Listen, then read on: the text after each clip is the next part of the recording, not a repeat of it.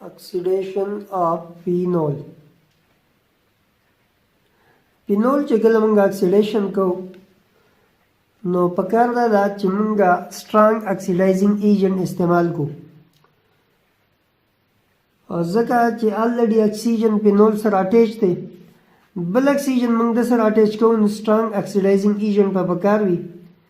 او oxidizing agent څه ته وایي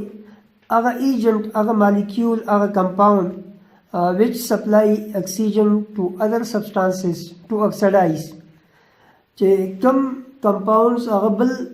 molecule ته یا compound ته oxygen supply کوي دا ته موږ وایو oxidizing agent لکه chromic acid چې دی chromic acid په دې reaction کې موږ استعمالو chromic acid زموږ سره strong oxidizing agent دی دا strong oxidizing agent اس نه کوي خو دې صرف سپلای اکسیجن د فینول ته اکسیجن ورکوي او چې کله دې اکسیجن سپلای کی فینول ته نو د هغې په نتیجه کې زموږ سره څه پراډکټ راشي پراډکټ زموږ سره راشي پی بنزو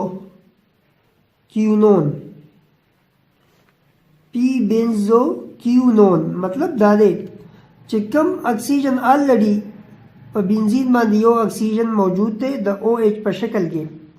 خو بل اکسیجن چې کله د سره اٹیچ کیږي نو پی پوزیشن باندې د هغې بالکل اپوزټ پوزیشن باندې به بل اکسیجن اٹیچ کیږي د هغې میکانیزم زه تاسو ته ښیم دې میکانیزم ته لږ وګورئ دا زه پینول لرم OH اٹیچ دی دلته بنزین رنګ دی دا ډبل بانډ سنگل بانډ بیا ډبل بانډ شو بیا سنگل او بیا ډبل بانډ شو اوس دلته زه کرومک ایسډ استعمالوم کرومک ایسډ څه دی ما تاسو ته ووایي چې کرومک ایسډ is nothing but oxidizing agent دا oxidizing agent چې دی د اکسیجن سپلای کوي it supply oxygen او چې کله د اکسیجن سپلای کوي نو د هغې په نتیجه کې واټر مالیکیول جوړ شي او بل دا اکسیجن چې دی نو دی بالکل په پیرا پوزیشن باندې په ډبل بانډ باندې اٹیچ شي او زموږ سره پی بنزو کیونیون جوړ شي دلته ګورئ تاسو دلته د دې اکسیجن نه دا هایدروجن وځي ان د پام اف واټر دلته بانډ زموږ سره دلته ډبل پاتې شي او دې ځای کې دا کم کمپاوند چې جوړ شو دا زموږ سره دی پی په پیرا پوزیشن باندې اکسیجن اٹیچ شو او کمپاوند جوړ شو بنزینو او کیونون ټیک شو اوس دا خو موږ ډایرکټ دا ریاکشن وکړو چې څنګه دې دا اٹیچمنټ شو څنګه دا اکسیجن راغی دا هایدروجن ریپلیس کو دلته ډبل بانډ جوړ شو او په دې ځای باندې څنګه زموږ سره اکسیجن اٹیچمنټ پاسبل شو او دا بانډونه ولې بدل شو دلته تاسو ګورئ ډبل بانډ دلته دی بیا سنگل بانډ ډبل بانډ بیا درې ډبل بانډونه دي دلته زموږ سره بنزین رنګ کې دوه ډبل بانډونه پاتې شو دوه اکسیجنونه اٹیچ شو دا څنګه اٹیچ شو دې لپاره میکانیزم درته ښیمه طریقه کار میکانیزم څه ته وایي mechanism this is the stepwise study of a reaction stepwise study of a reaction the reaction the para stepwise study چې موږ کله کوو کنه د پروسیجر ته د طریقې کار ته موږ میکانیزم وایو دا د دې میکانیزم مقصد دا چې دا کیمیکل ریاکشن دا آسان شي کو ډایرکټ موږ پروډکټ راولو دا به د سټوډنټ لپاره ډېره مشکل چې دا پروډکټ څنګه راغی اوس تاسو ګورئ که نه دلته درې بانډه و بنزین کې دننه پای بانډونه اوس دلته دوه شو پوزیشن یې بدل شوی اکسیجن چې دی د دنه هایدروجن لاړ دلته بل اکسیجن څنګه اټیچ شو ټیک شو نو دا به د میکانیزم نه موږ ته پته لګي دا پروپوز میکانیزم وي ها د دې میکانیزم لپاره نمبر 1 خبره دا ده چې کله موږ پینول د هغه ریاکشن کوو د چا سره اکسیجن سره نو ګورئ زموږ سره لومبۍ چې کوم بانډ ماتېږي که نه هغه د اکسیجن چې دی دوه اکسیجن مالیکیول د هغې ترمنځ ډبل بانډ دی دغه ډبل بانډ مات شي 4 الکتران دي 2 الکتران د ده جدا شو 2 الکتران د ده پاتې شو مطلب دا دی یو جوړه دته راغله د الکتران او یو جوړه دته راغله دوه ولنسۍ د دوی خالي شوي اوس په دا اکسیجن څه کوي دی به ګوري دی به اټیک کي دی به ځان له اوس د دې دوو ولنسو پوره کولو لپاره دی به هایدروجنز ګوري نو هایدروجن ما تاسو ته ویلي چې د هر یو کاربن سره په پینول کې دلته تاسو ګورئ د هر یو کاربن سره هایدروجن اټیچ دی دا اکسیجن چې دی دلته به زموږ دی به هایدروجن ګوري چې H2O جوړ کړي دا خو زموږ سره کلیر خبره ده نو دی چې هایدروجن ګوري دا اکسیجن نو دلته ګوره ټول پیشن زموږ سره هومولایټیک پیشن وشي دا باندې بس امینز مات شي دا هایدروجن خپل الکترون وسی دا خپل وسی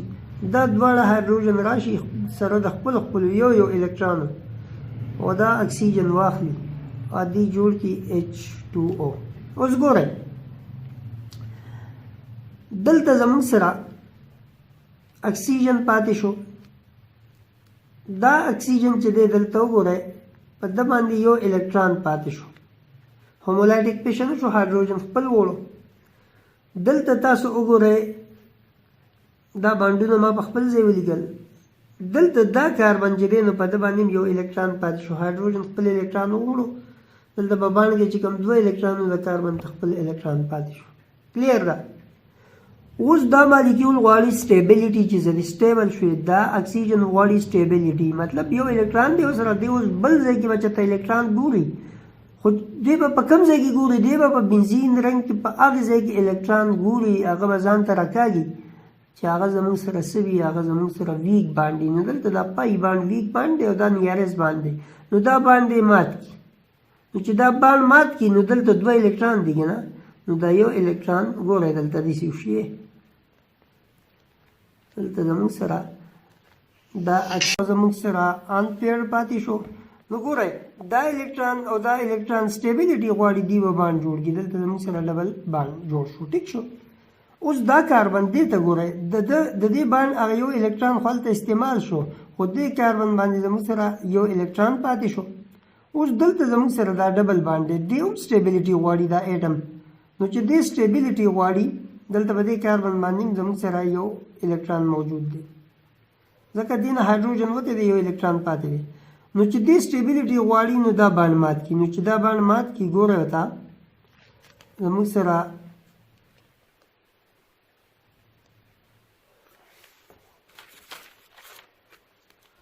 دا ډبل باند شو دلته دې کاربن باندې الکترون پاتې شو نو چې دا باند مات شو نو دلته دې کاربن الکترون واغست